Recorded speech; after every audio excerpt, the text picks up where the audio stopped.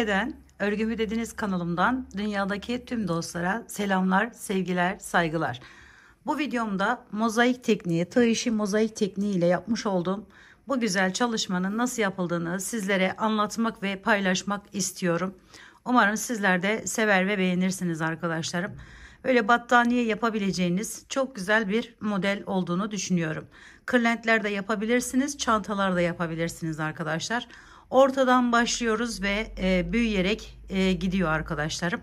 Arka kısmı ise şu şekilde duruyor. Şöyle ben bu modelimi yaparken Alize'nin Voltime isimli iplerini kullanarak yaptım. Biraz kalın bir ip ve yünlü bir ip arkadaşlarım.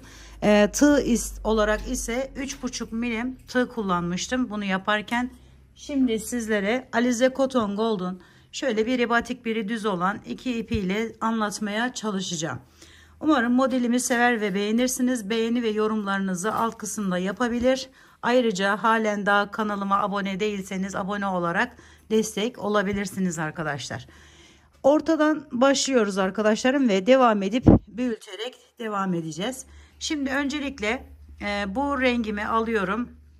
Şöyle bunu da arkadaşlar 3 milim tığla yapacağım. İpim biraz daha ince olduğu için. Her ikisiyle de görmenizi istediğim için böyle bir çalışma yapacağım şimdi. Şimdi girişimi yaptım. Bir tane şöyle sık iğne yapıyorum. 1-2 gevşek zincir çektim. Hemen yanına her bir köşemiz için birer tane böyle sık iğne ile devam ediyoruz. İkinci yerimiz 3. Bu da 4. köşemiz arkadaşlarım ve bunu alıyorum. Şöyle tutup birleştiriyorum. Sonra bu ilk başladığım zincir çektiğim yerin arkasından bu şekilde giriş yapıyorum. Şöyle çekiyorum öne doğru. Ve bu ipimi hemen şu şekilde tutuyorum. Diğerine geçmeden şöyle aldım. Ortasından zincirlerimin giriş yapıyorum. Bir tane zincirimi çektim. Hemen yanına bir tane sık iğne yapıyorum. Sonra yanına gelen ikinci yerimi bakın şöyle V gibi duruyor. Sık iğnemin üzerine geçiş yapıyorum. Ve buraya bir tane sık iğne yapıyorum. Sonra diğer köşeye geçiyorum. Köşenin içerisinden normal bir şekilde alıyorum bunu. 2 gevşek zincir çekiyorum. Tekrar aynı yere bir daha giriş yapıp diğer kenar içinde bir tane sık iğne yapıyorum oraya. Bu şekilde ilk sıramızı tamamlayalım arkadaşlar. Şöyle giriş yaptım. Alttan da diğer ipimi götürüyorum. Aynı zamanda 2 gevşek zincir ve devam ediyorum şimdi.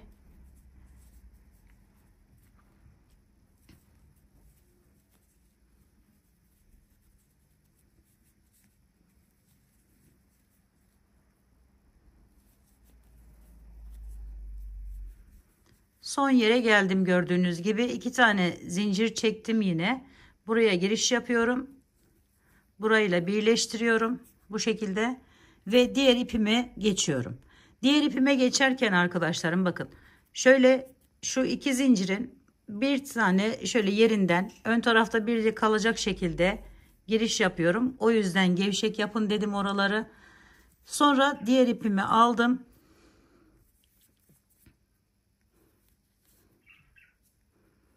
Şekilde geçiş yaptım. Bir tane zincir çektim ve aynı yere giriş yaparak bir tane sık iğnemi yapıyorum önce. Sonra alttan götürerek onu da hemen kaybedeceğim.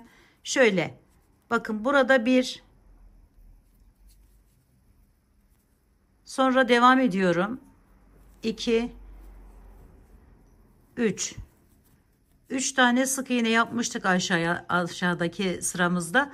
Bir tane burada, bir tane de buradan artırmamızı yapacağız ve sık iğne sayımızı 5'e çıkartacağız.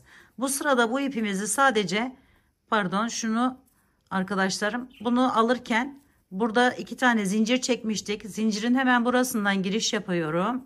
Bu şekilde yaparak şöyle aldım, 2 zincir çektim. Tekrar diğer zincirim bakın buradan giriş yapıyorum ve buraya da diğer sık iğnemi yapıyorum.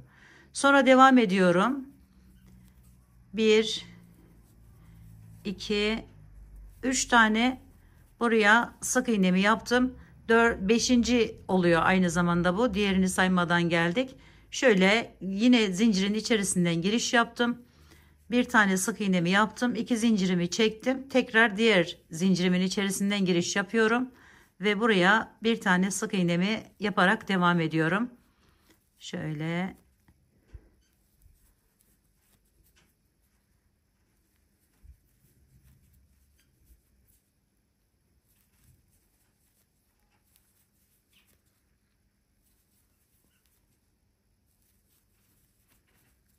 son zincirimin içerisinden de giriş yaptım ve 2 tane zincir çektim.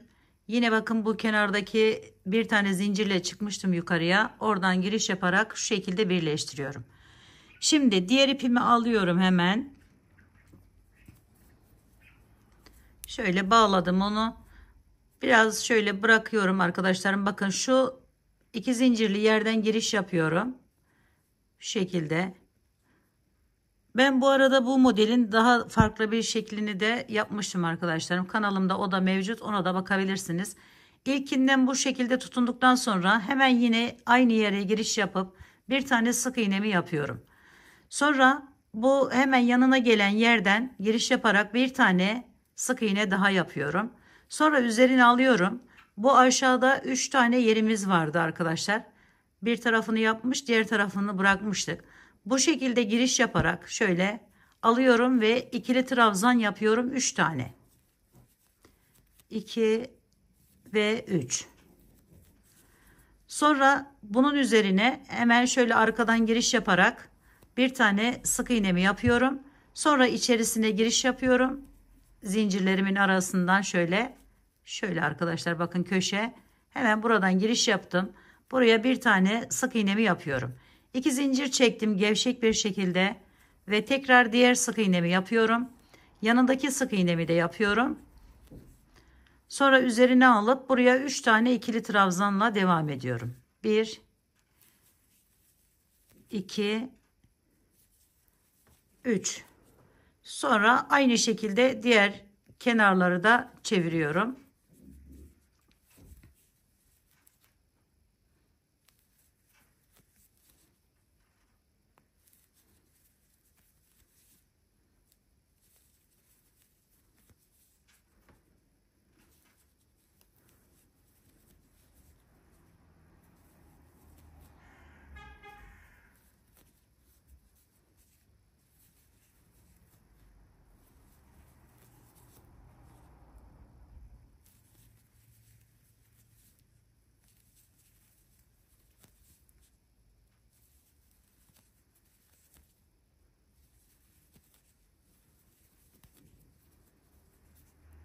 Son yere geldim. Yine birleştiriyorum ve şu şekilde çekiyorum. Böyle bir görüntü elde ettim arkadaşlar.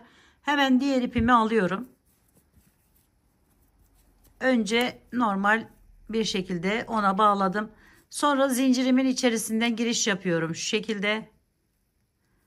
Bunu da alıyorum. Şöyle çektim bir tane zincir. Hemen aynı yerin içerisine bir tane sık iğnemi yapıyorum önce. Sonra bu sırada da aynı şekilde hiçbir değişiklik yapmadan bütün hepsinin üzerinden giriş yaparak şöyle sık iğneler yapıyorum. Devam ediyorum.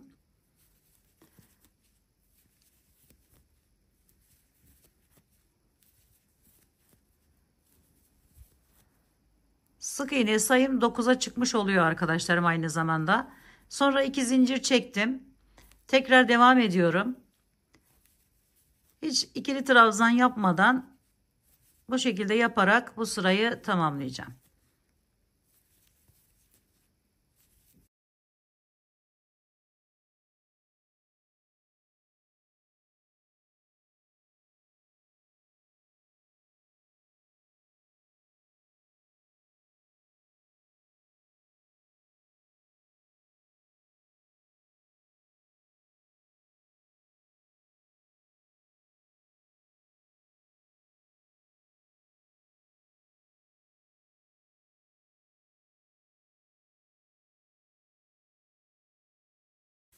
Evet, ikinci sık iğnemden sonra aşağıya iniyorum ve buraya 7 tane ikili trabzan yaparak devam ediyorum. 1 2 şöyle 3 4 5 6 ve sonuncuyu da bakın buradan alıyorum. 7. 7 tane ikili trabzandan sonra hemen buradan yanındaki yerden giriş yapıyorum. Şöyle bir de ortadan 2 tane sık iğnemi yaptım. 2 zincir çektim. Sonra tekrar hemen bir de yanına bu şekilde alarak yapıyorum. 2. Sonra yine 7 tane ikili trabzan ile devam ediyorum.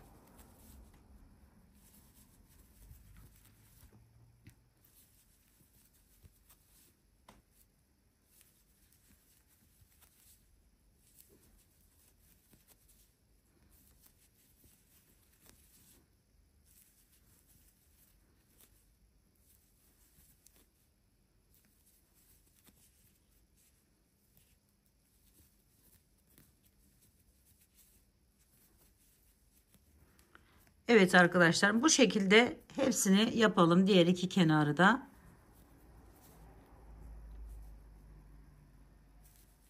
Evet bakın, şöyle hepsini yaptıktan sonra yine ip değişikliği yapıyorum.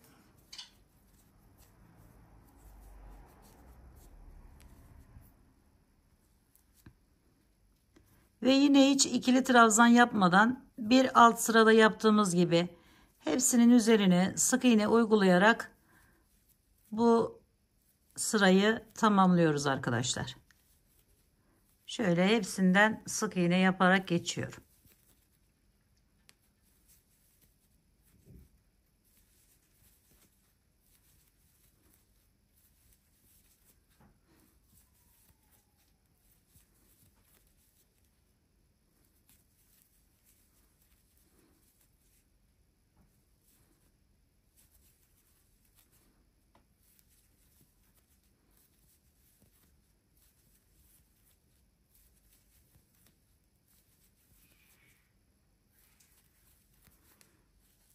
Evet, bu şekilde tamamlayalım. Evet, sık iğneler ile bu rengimi tamamladıktan sonra diğer ipime geçiyorum hemen. Şöyle aldım.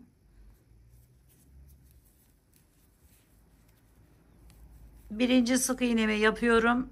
İkinciyi de yapıyorum arkadaşlar, hemen yanındaki yere. 2 tane sık iğneden sonra arkadaşlar üzerine alıyorum. Bakın buradan başlıyorum. Bu buranın zaten. Şöyle 1 2 3 4 tane ikili trabzan yapıyorum. Sonra ortaya bir tane ikili sık iğne yapıyorum bu rengimle. Sonra üzerine aldım. Yine 4 tane şöyle alarak 1 2 3 4 tane buraya sık iğnemi, ikili trabzanımı yapıyorum arkadaşlar. Sonra bir tane bakın şuradan alıp hemen sık iğnemi yaptım. Bir de içine sık iğneyi yapıyorum şu şekilde. Sonra 2 zincir çektim. Tekrar bir tane bu içi yuvaya, sonra bir de hemen yanındaki yerin üzerine sık iğnemi yapıyorum. Sonra üzerine alıp buradan başlayıp 4 tane ikili trabzanla devam ediyorum. 1 2 3 4. Sonra bir tane buraya sık iğne, tekrar 4 tane ikili trabzanla devam ediyorum. Sonra hemen buradan alıp bir de içerisinden 2 tane sık iğne ile diğer kenarları da bu şekilde tamamlıyorum arkadaşlar.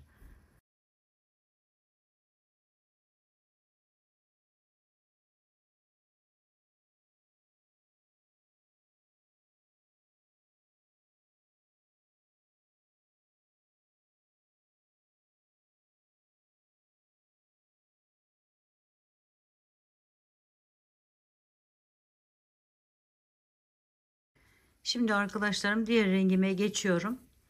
Yine sık iğnemi yapıyorum ilkini. Hemen yanındaki yere de aynı şekilde bir sık iğne daha yapıyorum. Sık iğneler ile devam ediyorum.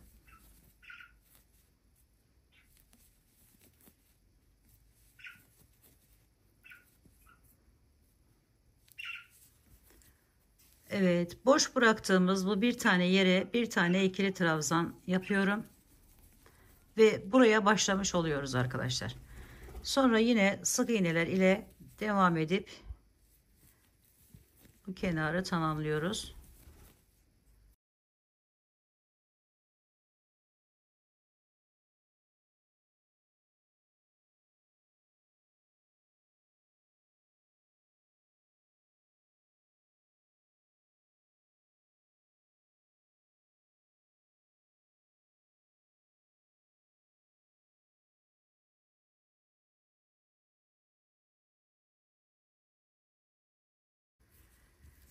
Evet, bu şekilde diğer iki kenarı da tamamlayalım.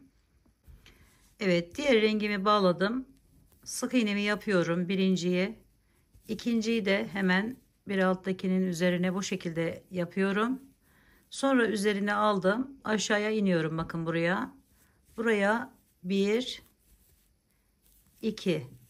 2 tane önce yaptım. Sonra 3, 4. 4 tane ikili trabzan yapıyorum arkadaşlarım bu şekilde. Sonra bir tane sık iğne yapıyorum. Bir tane ikili trabzan yapıyorum. Bir tane bu ikili trabzanımın üzerine sık iğne. Sonra bir ikili trabzan daha yapıyorum. Hemen diğer tarafına. Bir tane sık iğne yapıyorum. Ve bir atlayıp bir tane 4 tane ikili trabzan ile devam ediyorum. 1, 2, 3 ve 4. Sonra yine bakın buradan giriş yaptım. Bir tane buraya, bir de köşedeki yerimden giriş yaparak buraya sık iğneleri yapıyorum. 2 zincir çektim gevşek bir şekilde. Bir tane içine, sonra bir hemen yanına 2 tane sık iğne yaptım. Üzerine aldım. 4 tane ikili trabzan ile devam ediyorum. 1, bu kenarı da birlikte yapalım. 2, 3 ve 4. Sonra bir tane sık iğne, bir tane ikili trabzan, bir tane sık iğne, bir tane ikili trabzan, bir sık iğne, 4 tane ikili trabzan ile devam ediyorum. 1, 2, 3 ve 4. Diğer kenarları da, iki kenarı da bu şekilde yapalım arkadaşlarım. Şimdi bu şekilde tamamladıktan sonra diğer rengime geçtim. Hemen birinci sık iğnemi buraya yapıyorum. İkinciyi yine devam ettiriyorum. Bu şekilde.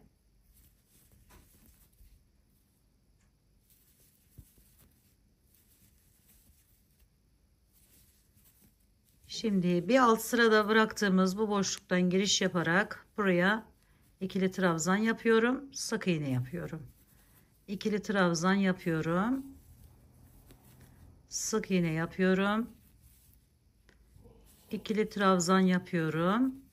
Sonra sık iğneler ile köşeye kadar devam ediyorum. 1, 2, 3, 4, 5, 6, bir de zincirimin içerisinden 7.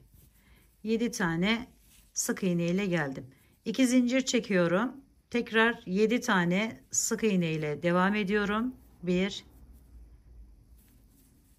2, 3, 4, 5, 6, 7. Sonra üzerine alıyorum. Yine bu boşluğa ikili trabzan, bunun üzerine sık iğne, bu şekilde tamamlıyorum. Yine 7 tane sık iğne yaparak diğer kenara geçiyorum.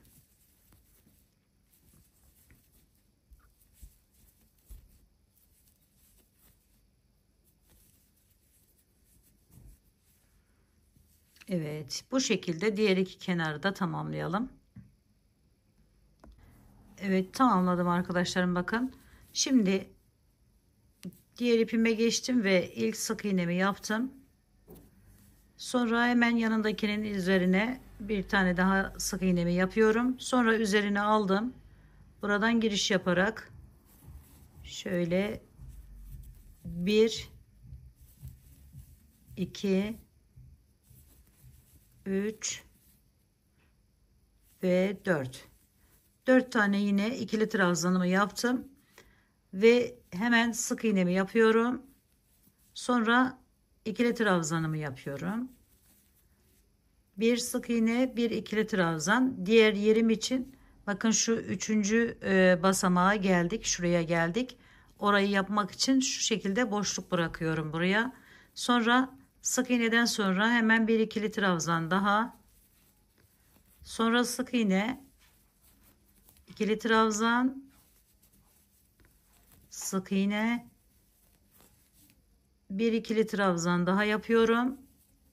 Bir tane sık iğne yapıyorum ve 4 tane ikili trabzan ile devam ediyorum. 1 2 3 ve 4. Sonra bu normal olan sık iğnemi yaptım. Bir de köşeye sık iğnemi yapıyorum. 2 zincir çekiyorum ve aynı burada yaptığımız işlemi bu kenar, diğer kenarlarda da devam ettiriyoruz. 2 tane burayı da birlikte yapalım. 2 tane sık iğneden sonra 4 tane ikili trabzan, 2 3 4, bir sık iğne, bir ikili trabzan, bir sık iğne, bir ikili trabzan,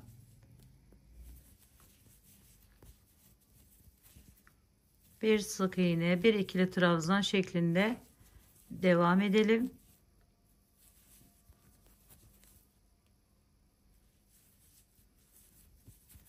Bir tane sık iğne, son olarak 4 tane ikili trabzan yapıyorum.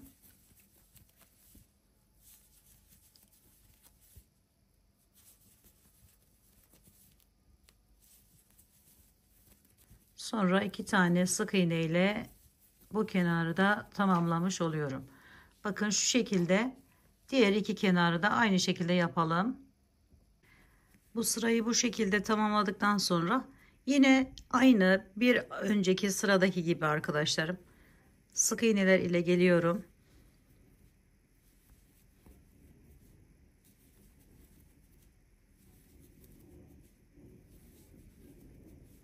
Buraya bir tane ikili trabzan, bir tane sık iğne şeklinde devam ediyorum.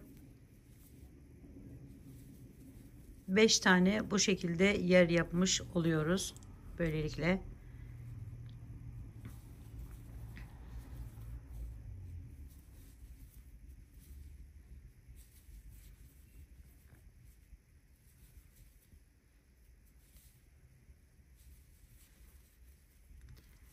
Şimdi bu şekilde yaptıktan sonra yine sık iğneler ile devam edip diğer kenara geçiyoruz. Bu sıra ile açılım yerimizi tamamlamış oluyoruz. Bir sonraki sırada tekrar yeni bir yer başlayacağız arkadaşlar. 1-2 zincir çektim. Yine aynı şekilde zincirimin içerisinden alarak devam ediyorum. Sonra da üstten devam ediyorum gördüğünüz gibi. Ve yine bir ikili trabzan, bir sık iğne yaparak bu kenarı da tamamlıyoruz. Diğer iki kenarı da bu şekilde yapalım. Evet, bu şekilde tamamladıktan sonra diğer rengime geçtim. Hemen şöyle alıp köşedeki bir tane sık iğnemi yapıyorum. Bir de yanındaki yere sık iğnemi yapıyorum. Ve buradan üzerine alıp 7 tane arkadaşlar, bakın 1 2 3 4 5 6 ve 7. Hemen buradaki zincirimin ilk geçiş yerimiz olduğu için şöyle gözüküyor. Hemen buradan aldım. 7 tane ikili trabzan ile devam ediyorum. 1 2 3 4 5 6 ve 7. Şimdi burası yine aynı şekilde bir tane sık iğne, bir tane ikili trabzan yaparak devam ediyoruz burayı. Şimdi kapatmaya başlayacağız arkadaşlarım. Bakın şurayı yapıyoruz. Şu görünümü vereceğiz. Aynı zamanda bir diğer kareleri açarak devam edeceğiz. Bu 7 yaptığımız yere bakın bir sonraki sırada böyle ikiye ayırarak ilk başta yaptığımız gibi buradan yeni bir yer başlayacağız. Şimdi burayı da bu şekilde tamamlayalım. Şöyle bir ikili trabzan, bir sık iğne, bir ikili trabzan şeklinde devam ediyorum.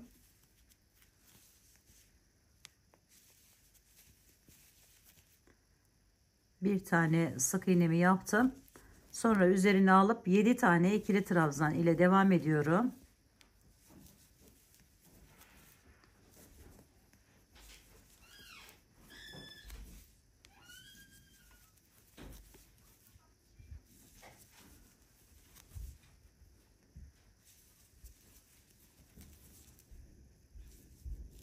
Yedinciyi de buraya yaptım, bakın. Şimdi içerisinden giriş yapıyorum. Bu şekilde bir tane sık iğnemi yaptım. 2 zincir çektim. Bu kenarda da arkadaşlarım bir tane sık iğne yapacağız. Onu da unutmadan geçmeyelim. Şöyle bir tane daha sık iğnemi yaptım. Diğer tarafa doğru geçiş yapacağım. Şimdi alta iniyorum. 7 tane ikili trabzan ile devam ediyorum. Diğer sıralarda 2 tane yan yana sık iğne yapıyorduk. Bu sırada geçiş yerimiz olduğu için bir tane sık iğne yapıyoruz arkadaşlar. Şöyle 6 ve 7. Yine aynı şekilde burayı da devam ettiriyoruz. Ve diğer rengimize geçiyoruz. Evet, bu şekilde bir görüntü elde ettim. Şimdi bir tane sık iğnemi yaptım. Sonra yanındaki yere de hemen sık iğneler ile devam ediyorum.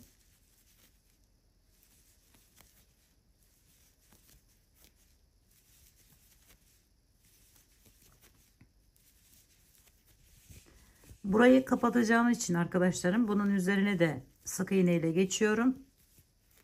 İkinci yerime kadar sık iğne yaptım. Daha sonra bir tane ikili trabzan yapıyorum. Bir tane sık iğne, bir ikili trabzan şeklinde 5 olan sayıyı 3'e düşürüyorum. Bu rengimle yaptığım bu ikili trabzan sayısına bakın, 1 2 3 taneye düşürdüm. Yine sık iğneler yaparak diğer köşeye kadar devam ediyorum.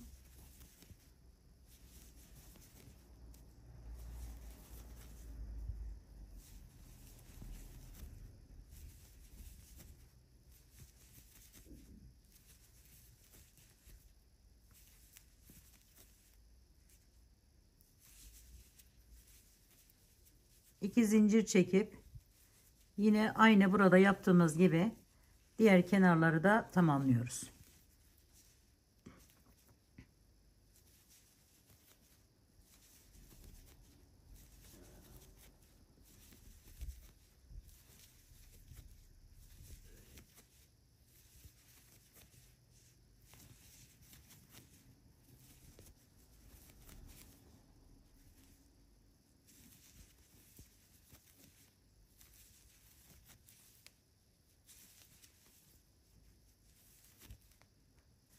Evet, diğer rengime geçtim. Bir tane sık iğnemi yaptım. Diğer sık iğnemi buraya değil arkadaşlarım, hemen buradaki yerimden giriş yaparak yapıyorum. 2 tane sık iğnemi yaptım. Sonra üzerine alıyorum. 4 tane ikili trabzan ile devam ediyorum. 1 2 3 ve 4. Sonra bir tane araya sık iğnemi yapıyorum. Sonra 4 tane ikili trabzanla tekrar devam ediyorum. 1 2 3 4. Evet, bakın yeni yeri bu şekilde açıyorum. Şimdi burada şu kafanızı karıştırmasın. Bu geçiş yerlerinde yani yeni bir yer açacağımız zaman bir tane buraya, bir tane de hemen yanındakine yapıyorduk. Bu defa atlıyoruz ve direkt bu alttaki 7 tane ikili trabzanımızın ilkinden olmak üzere 4 tane yapıyoruz arkadaşlar. Onu da söylemeden geçmeyeyim. Şimdi 4 tane yaptıktan sonra yine bir sık iğne, bir ikili trabzan devam ediyorum.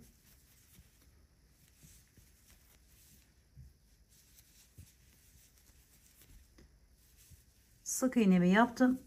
Şimdi burada yine 4 tane ikili trabzan ile devam ediyorum. 1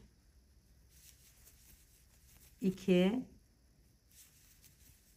3 ve 4. Sonra bir tane araya sık iğne, tekrar 4 tane ikili trabzan yaparak devam ediyoruz.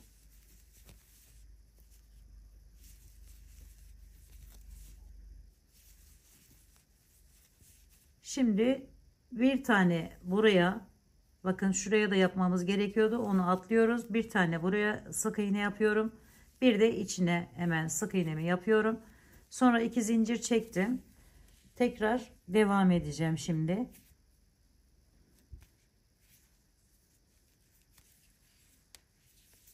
bu yeri de birlikte yapalım. Evet, giriş yaptım, sık iğnemi yaptım, sonra hemen bir tane buraya sık iğnemi yaptım, üzerine alıyorum ve buradan başlıyorum.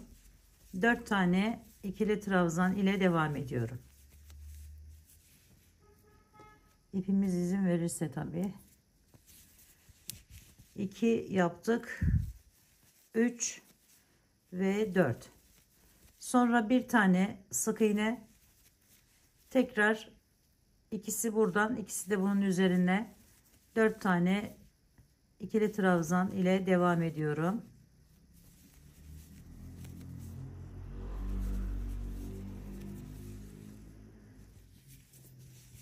Sonra bir tane sık iğne, bir tane ikili trabzan,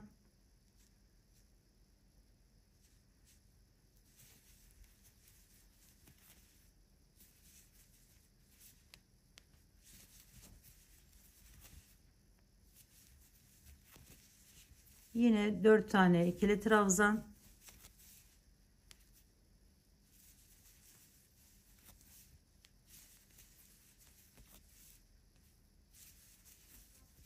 bir tane sık iğne araya, tekrar 4 tane ikili trabzan,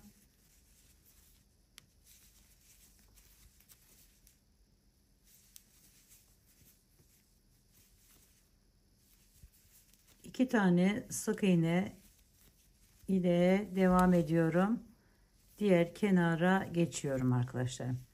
Evet, bu şekilde diğer kenarları da tamamlayalım.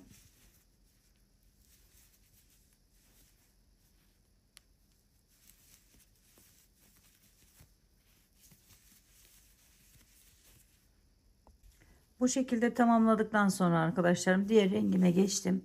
Birinci sık iğnemi yapıyorum. Sonra hemen buradan devam edip ikinci ve buradaki üçüncü yerimden de aynı şekilde alarak 3 tane sık iğne ile geldim. Bu ikili trabzanlarımın üzerini de sık iğne ile devam ediyorum.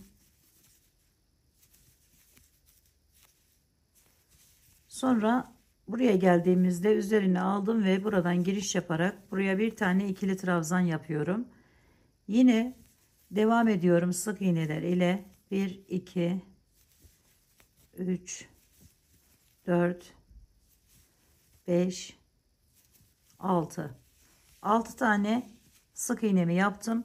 Ortadaki bakın bir tane kaldı. Ona ikili trabzanımı yapıyorum.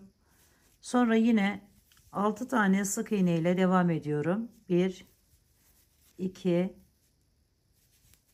3, 4, 5, 6.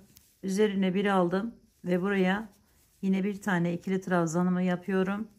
Yine 6 tane köşedeki ile 7 tane sık iğne yaparak burayı geçiyorum. 2, 4, 5, 6. Bir de bakın buradan giriş yapıyorum. Şöyle zincirimin içerisinden 7. Sonra 2 zincir çektim. Yine aynı şekilde diğer kenarları da devam ediyorum arkadaşlar. Şöyle zincirimin içerisinden aldım. 1, 2, 3, 4, 5, 6 ve 7. Sonra bir tane ikili trabzan, 6 tane sık iğne, 1, 2, 3, 4, 5, 6. Sonra bir tane ikili trabzan yapıyorum.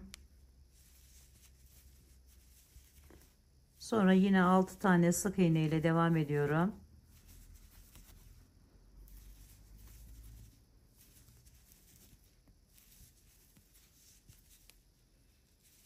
Bir tane ikili trabzanımı yaptım. Köşeye 7 sık iğne ile geçiyorum arkadaşlar.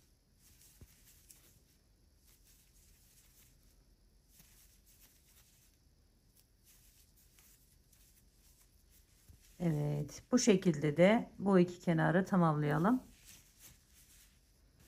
Evet, bu sırayı da tamamladım. Şimdi diğer rengime geçtim. İlk sık iğnemi yaptım. İkinciyi de yapıyorum arkadaşlarım şöyle. Sonra üzerine alıyorum. Bakın şuradan giriş yapıyorum.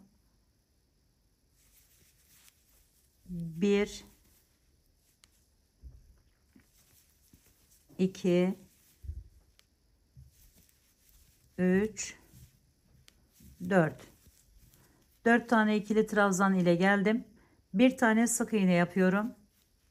Bir tane ikili trabzan yapıyorum. Bir tane sık iğne yaptım üzerine. Sonra bir tane ikili trabzan yapıyorum. Yeni bir yer açıyoruz arkadaşlar şu anda. Şöyle bir tane sık iğnemi yaptım. Sonra 4 tane ikili trabzan ile devam ediyorum. 1, 2, 3 ve 4. Evet, bakın şu şekilde. Şimdi bir tane buraya sık iğnemi yapıyorum. Buradan başlayarak 4 tane ikili trabzan ile devam ediyorum. 1, 2, 3 ve 4. Daha sonra bir tane sık iğne, bir tane ikili trabzan, bir tane sık iğne, tekrar bir ikili trabzan, sonra bir tane sık iğne, tekrar bir tane, 4 tane ikili trabzan ile devam ediyorum. 1, 2, 3, 4. Buradaki yerden giriş yapıp sık iğnemi yapıyorum. Bir de köşeye sık iğnemi yapıyorum. 2 zincir çektim. Tekrar aynı işlemi tekrarlıyorum. Bu kenarı da birlikte yapalım arkadaşlarım. Bir tane oldu. İkinciyi de hemen bu şekilde yaptım. Sonra üzerine alıyorum. 4 tane ikili trabzan yapıyorum. 2, 3, 4. Sonra bir sık iğne, bir ikili trabzan, bir sık iğne, bir ikili trabzan, tekrar bir tane sık iğne, 4 tane ikili trabzan ile devam ediyorum. 1, 2, 3, 4. Sonra bunun üzerine bir tane sık iğne. Burayı tamamladık arkadaşlarım. Hemen devamında 4 tane ikili trabzan ile devam ediyorum.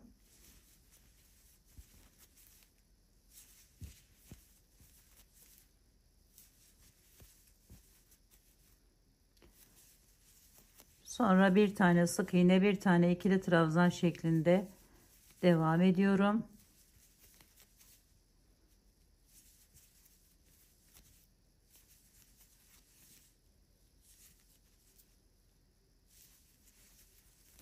Dört tane ikili trabzan ile diğer köşeye geçiyorum.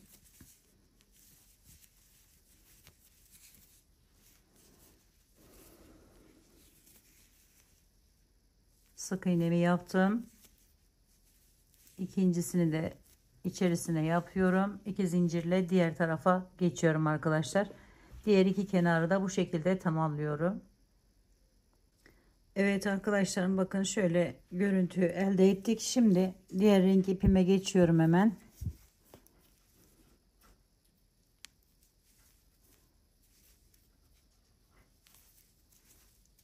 Bir tane sık iğnemi yaptım. Buradan devam ediyorum sık iğneler ile.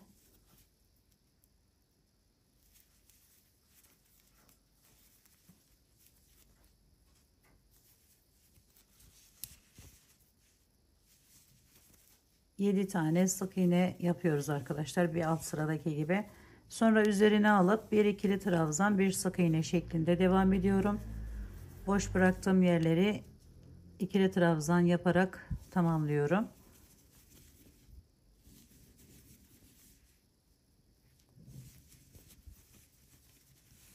Şimdi bu arayı tamamladığımız için buraya kadar ikili trabzan yapmadan sık iğneler ile devam ediyorum.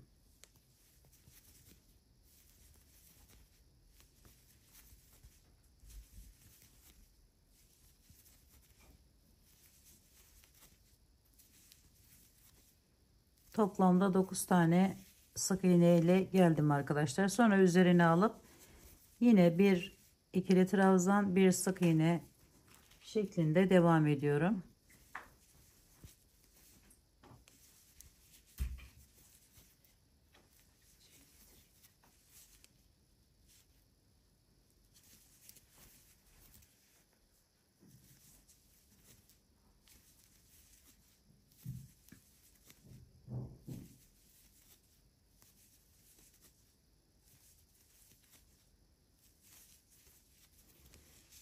Ve bu şekilde diğer kenarları da tamamlıyorum arkadaşlar. Bu sırayı bu şekilde tamamladıktan sonra diğer rengime geçiyorum. Birinci sık iğnemi yaptım. Hemen yanındaki yere de sık iğnemi yapıyorum. Sonra üzerine alıyorum. Yine buradan başlayarak 4 tane ikili trabzan yapıyorum. 1 2 3 ve 4. Sonra hemen yanındaki bu boşluğa bir tane sık iğne, sonra hemen yanına bir tane ikili trabzan yapıyorum. Sonra bir sık iğne, bir ikili trabzan şeklinde devam ediyorum.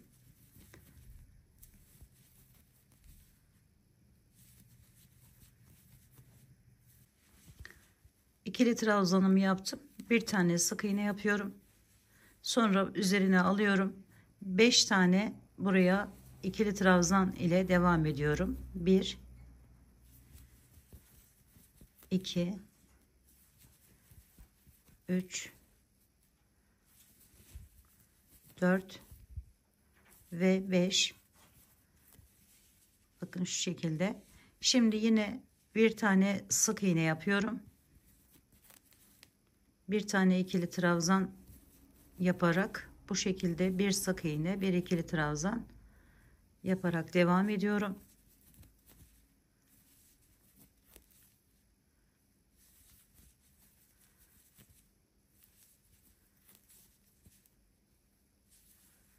Hemen aynı işlemi bu kenarda da uyguluyorum. Bu tarafta bir tane sık iğnemi yaptım. Şimdi üzerine alıp 4 tane ikili trabzan ile devam ediyorum. 1 2, 3 ve 4. Sonra bir tane sık iğne normal kenara, sonra bir sık iğne de içerisinden alarak buraya yapıyorum. 2 zincir çekiyorum ve diğer kenarları da aynı şekilde tamamlıyorum. Bakın bu şekilde. Evet arkadaşlarım, bakın bu şekilde tamamladım. Şimdi bu rengim ile önce köşedeki sık iğnemi yaptım. Sık iğneler ile geliyorum.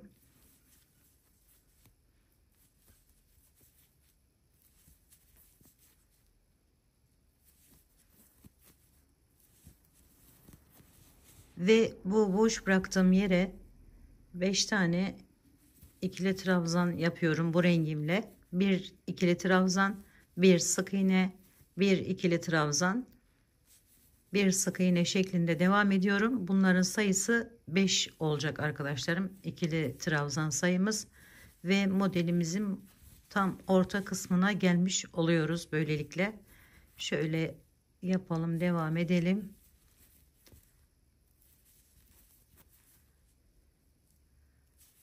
Aradaki bu yere yine 5 tane sık iğne ile devam ediyorum. 1, 2, 3, 4 ve 5. Şimdi yine bir ikili trabzan, bir sık iğne yapıyorum.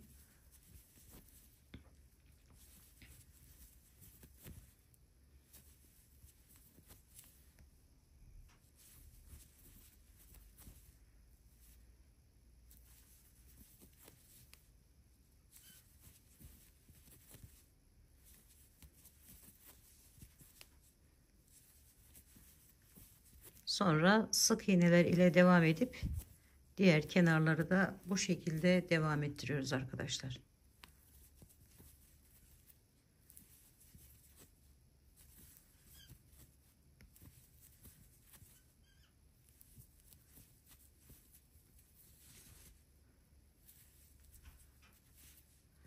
Evet. Şimdi bu şekilde diğer kenarları da tamamlayalım.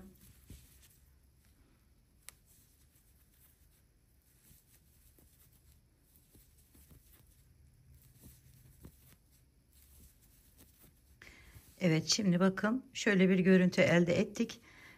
Burayı tekrar yeni bir yer açacağımız için arkadaşlarım, bakın 3. Sırada, yani 3. kutucukları başlayacağız. O yüzden buraya şimdi bu kenardaki köşedeki sık iğnemi yaptıktan sonra şöyle hemen yanındaki yere bir tane sık iğne yapıyorum. Sonra üzerine alıp bakın şuradan giriş yapıp şöyle 6 tane ikili trabzan ile devam ediyorum. 1, 2, 3, 4, 5 ve 6. Sonra bu ikili trabzanımın üzerine sık iğnemi yapıyorum. Sonra bir tane ikili trabzan, bir tane sık iğne şeklinde devam ediyorum.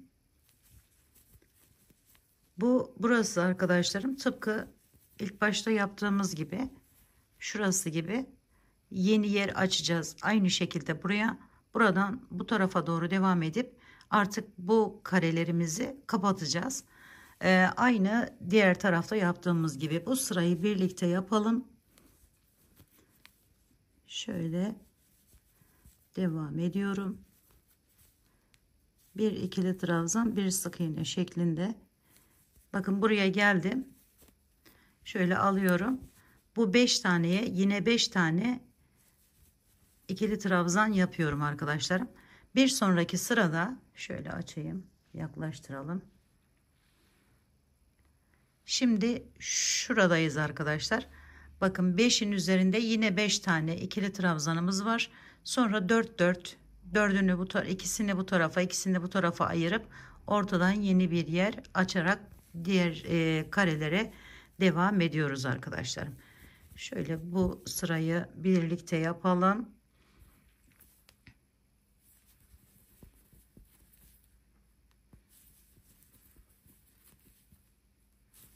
5 tane ikili trabzan ile geldim.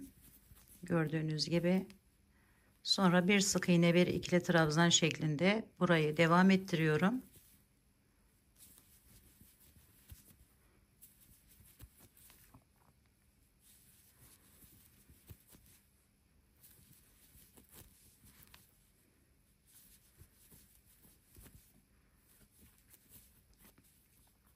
Bu kenarı da aynı şekilde 6 tane ikili trabzan yapıyorum.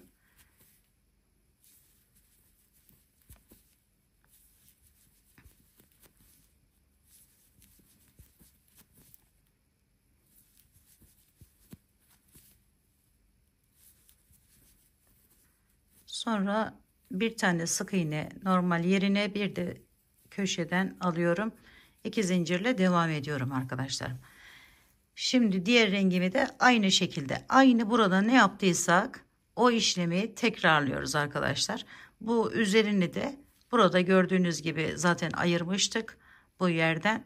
Aynı o şekilde devam ettiriyoruz ve böyle güzel bir desen çalışması ortaya çıkmış oluyor arkadaşlarım. Evet, umarım sizler de sevmiş ve beğenmişsinizdir. Yapacak olan arkadaşlarıma şimdiden kolaylıklar diliyorum. Örgümü dediniz kanalıma abone olmayı, beğenmeyi, yorum yapmayı, paylaşımda bulunmayı unutmazsanız çok mutlu olurum arkadaşlar. Bir dahaki en farklı, en değişik örgü model ve tasarımlarında görüşmek üzere. Hoşça kalın, sağlıkla kalın. Allah'a emanet olun arkadaşlar.